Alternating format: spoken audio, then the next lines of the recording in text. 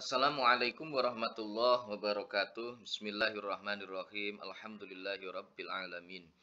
Wa bihi nasta'inu ala umurid dunya waddin. Wassalatu wassalamu ala asyrafil anbiya'i wal mursalin sayyidina wa maulana Muhammadin wa ala alihi wa sahbihi ajmain. La haula wa la quwata illa billahil aliyil azim. Amma ba'du.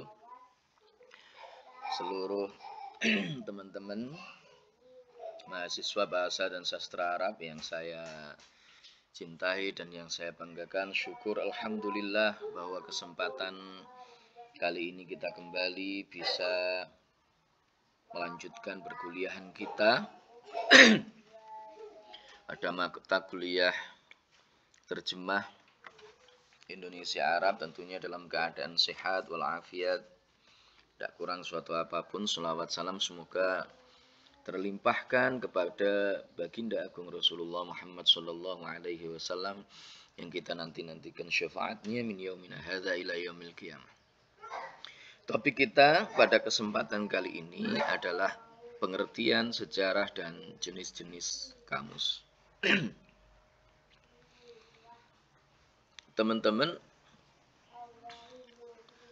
apa pengertian kamus secara bahasa? Jadi menurut bahasa, kamus itu berasal dari bahasa Arab, qamus, di mana kata tersebut sesungguhnya berasal dari bahasa Yunani kanus, yang artinya adalah lautan atau samudra. Ini secara bahasa. Kemudian pengertian kamus secara istilah ini ada beberapa ahli yang memberikan definisi tentang kamus.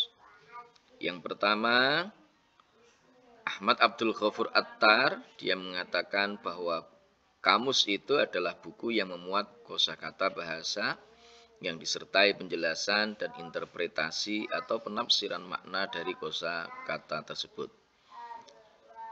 Yang kedua dari WJS Purwadarmita, kamus itu adalah kitab yang berisi keterangan arti kata-kata. Dan ada lagi definisi dari C.I. Barnhart yang mengatakan bahwa buku kamus itu adalah buku yang memuat kosakata pilihan yang umumnya disusun berdasarkan urutan alfabet.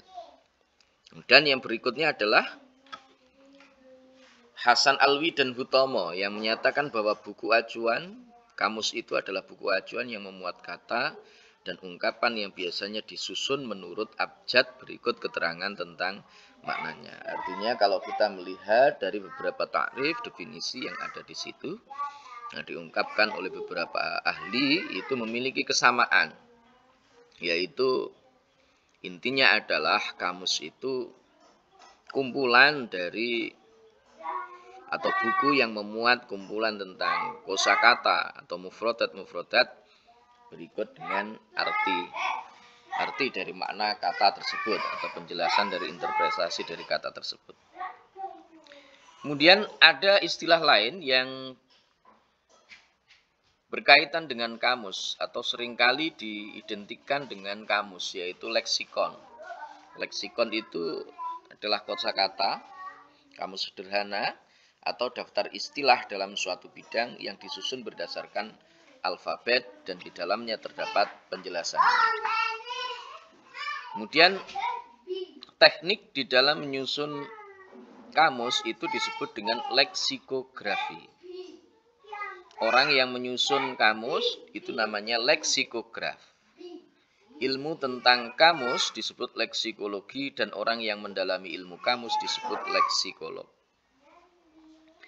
Nah, istilah-istilah kamus dalam bahasa Arab, ada beberapa istilah dalam bahasa Arab yang digunakan untuk menunjuk kamus, yaitu ada istilah mu'jam, kemudian ada qamus, ada fihris, ada mausu'ah atau ensiklopedi, kemudian ada mursid, indeks, glosarium. Bagaimana sejarah kamus itu? Pada awalnya Islam ini masuk ke Indonesia ya, itu pada abad kisaran abad ke-8 Masehi. Itu menurut catatan dari Abdul Mu'in. Nah, kamus pada awal perkembangan agama Islam di Indonesia itu belum ditemukan. Jadi belum ada waktu itu kamus tentang bahasa Arab Indonesia. Nah, kapan bahasa Arab itu mulai dikenal di Indonesia? Jawabnya adalah seiring dengan atau seusia dengan dikenalnya Islam di Indonesia. Jadi bahasa Arab dikenal di Indonesia itu sejak pertama kali Islam dikenal di Indonesia. Ini menurut Abdul Mu'in. Ya, tetapi apa yang disampaikan Abdul Mu'in ini tentu sangat rasional. Mengapa? Karena Islam datang ke Indonesia itu sudah pasti juga mengenalkan bahasa Arab. Minimal bahasa yang ada di dalam Al-Quran. Di mana Al-Quran itu tertulis dengan bahasa Arab. Minim itu.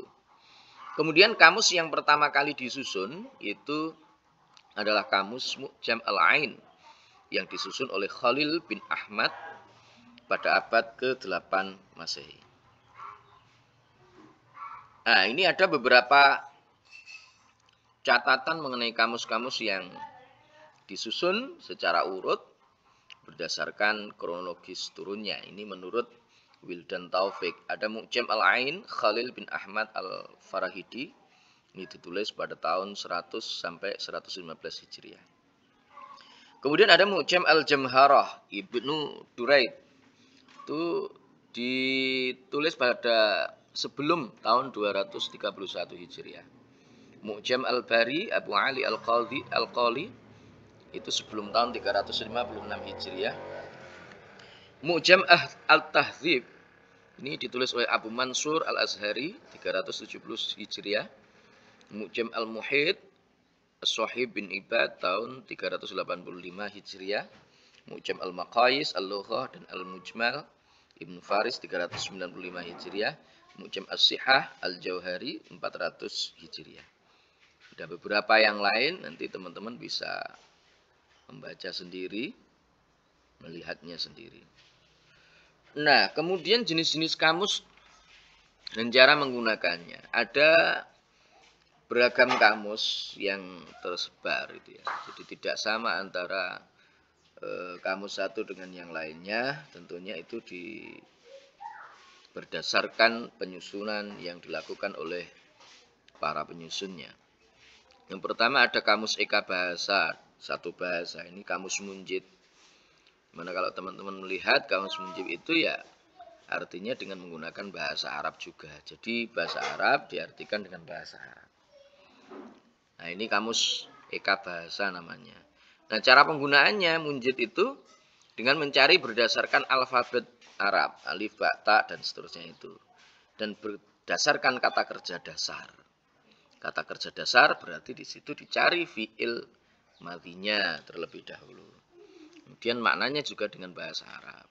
Kamus Dwibahasa itu menggunakan dua bahasa. Ada kamus Indonesia Arab seperti Al-Munawir. Nah, itu disusun secara alfabetis juga. Mulai A, B, C sampai dengan Z.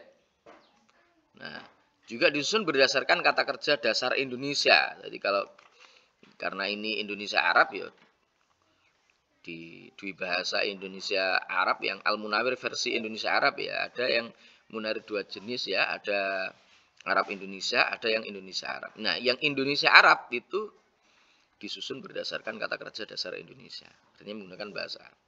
Kemudian ada kamus Dwibahasa Arab Indonesia, ada yang ala apa namanya? Ala Munjid. Maksud saya ala Munjid itu kata kerja dasar Arabnya dulu yang kemudian dicari. Ada juga kamus Dwibahasa itu yang tidak dengan sistem seperti itu. Tidak perlu kita mencari fiil madhinya terlebih dahulu, enggak.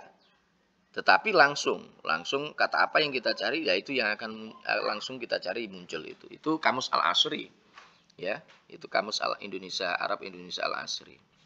Disusun secara alfabetis, tetapi pencariannya tidak menggunakan kata dasar, melainkan kata benda yang dituju. Artinya menggunakan bahasa Indonesia. Dan ada kamus 3 bahasa. Kamus Arab, Indonesia, Inggris, fikir. Nah, ini disusun secara alfabetis.